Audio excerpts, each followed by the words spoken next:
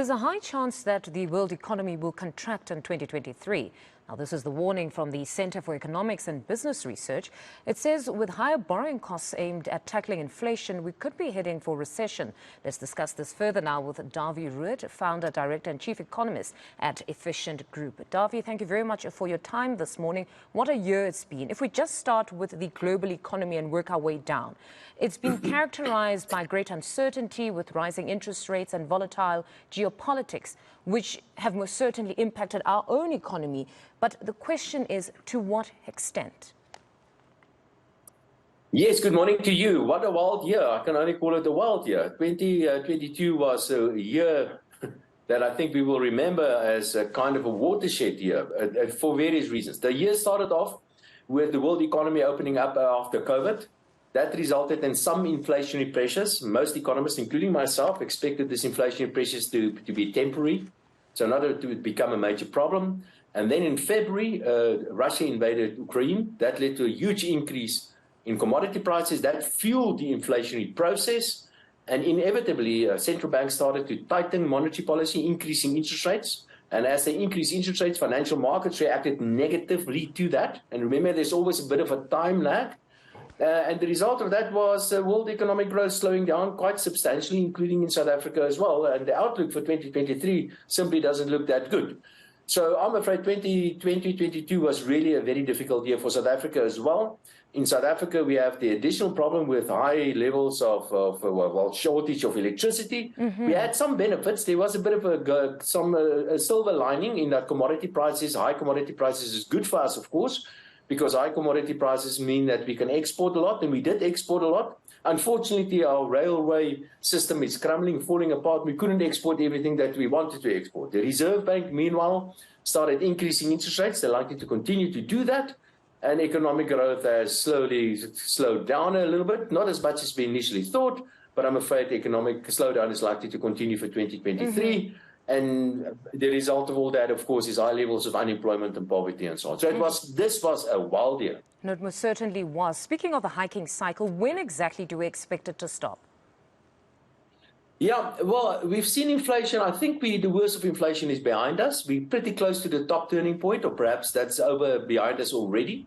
I think monetary policy will continue to be tightened, or the Reserve Bank and most central banks internationally will continue to increase interest rates, but at smaller steps, at smaller margins.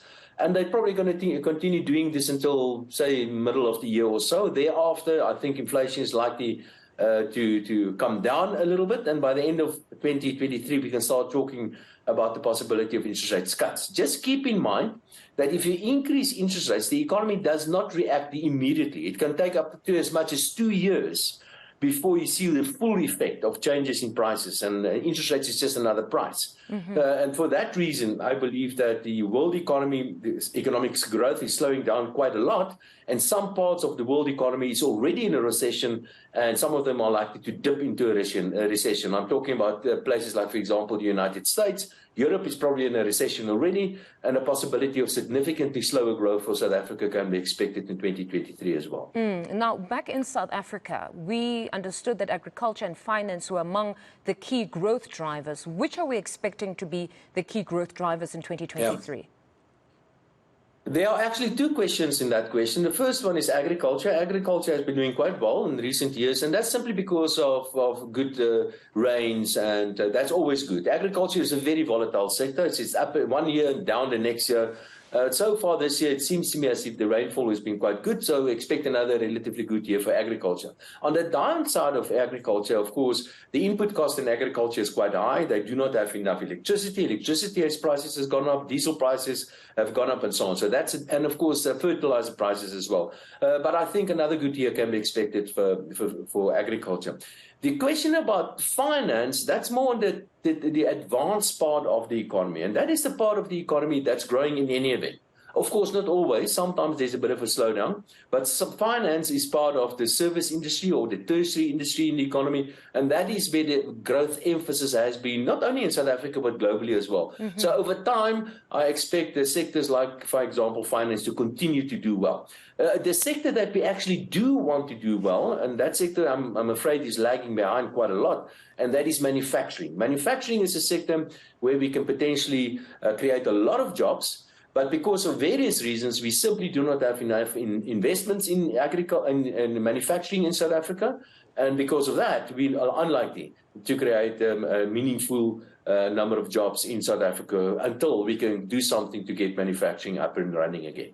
Now, as South Africa, we're now ranked third on the continent. We moved from second in 2021 to third now after Egypt surpassed us. What would be the low-hanging fruits for us to change our fortunes, perhaps in 2023, even with the inconsistency in electricity supply?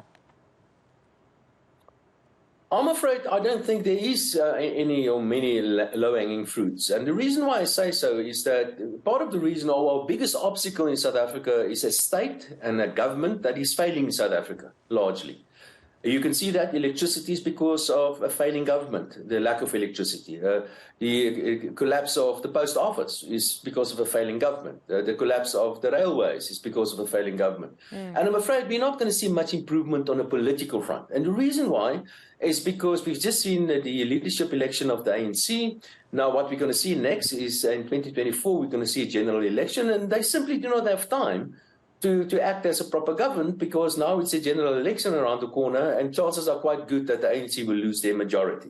So I'm afraid the answer to our political woes is, or our economic woes is more political. We have to wait for the general election to be behind us to get a better indication of what government is going to look like in future, and to get a better, more clarity on what policies are going to be like in future. So I'm afraid because of that, 2023 is probably going to be another wasted year. So meaning it's that age-old problem of you have to look at your politics to know where your country is headed economically.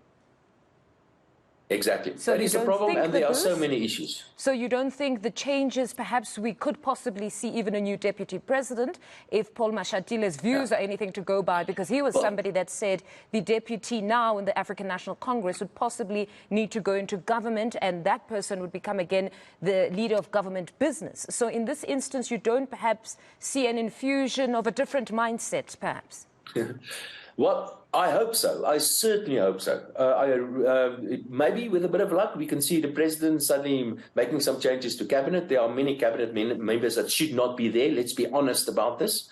Let's see if we can see a new deputy president, perhaps, that he could change the way that government looks at business in South Africa. So, yes, with a bit of luck. But I must tell you, from experience, it's clear that our president is not a strong leader. He's more of a consensus seeker. And I don't foresee major changes in government or policies in South Africa over the shorter term. And also keep in mind that the government finance, state finance or fiscal policy is very much constrained in South Africa. The Minister of Finance is in a very, very tight corner. He must cut back on state spending, and he must try to reduce the fiscal deficit and debt levels with that as well. And that means that fiscal policy is probably going to be more of a constraint on economic growth than anything else. But it's inevitable he must do that. So I'm afraid I'm not going to hold my breath. Having said that, there are some parts of government that still, part of the state, that still functions very well. One is the South African Reserve Bank. There's a lot of confidence in the Reserve Bank, and rightfully so. And I think the Reserve Bank will continue to increase interest rates, but I think we expect too much from the Reserve Bank. The Reserve Bank is not going to grow the economy. The private sector is going to grow the economy, and the private sector can't grow the economy because of constraints placed in the way of the private sector because of the weak government that we have. And we also have a good judiciary that's doing a proper job as well, especially with the new Chief Justice. But government itself, I'm afraid, is probably not going to change much during 2023. I think we will need to wait until after the election. It's a very scary picture that you paint. You touched on something important, that perhaps we're going to see Treasury spending less. But if we look at the left or the leftists on the political spectrum, they would say government needs to spend more now given our social ills. So what would that mean for the stability of the country? Because if we also don't have stability socially, then we've got bigger problems on the economic front. There are 30 million people receiving a grant from the state every month. 30 million people. That is half the South African population. The tax base in South Africa is very, very low. Few people pay just about all the taxes in South Africa. Now, and in the meantime, state debt levels have increased to levels that have become pretty much unsustainable. So what we need to do in order to stabilize state finances, we need to cut back on state spending. And inevitably, that means that you have to spend less money on people. And if you spend less money on people in an environment with very high levels of poverty and high levels of unemployment and rising food prices, that is looking for trouble. And that's where we are. That's where we found ourselves today. We're in a very difficult financial position. And I'm afraid if you try to correct that, that may lead to social tension going up again. And we know what happened in the KZN and Gauteng last year. That's the kind of scenario that I am very, very concerned about. It's a difficult one, but at least what many will take home is that what happens in the politics will most certainly affect the economy. Certainly. Mr. Roodt, thank you very much for your time this morning. That's Chief Economist Dawie Roodt.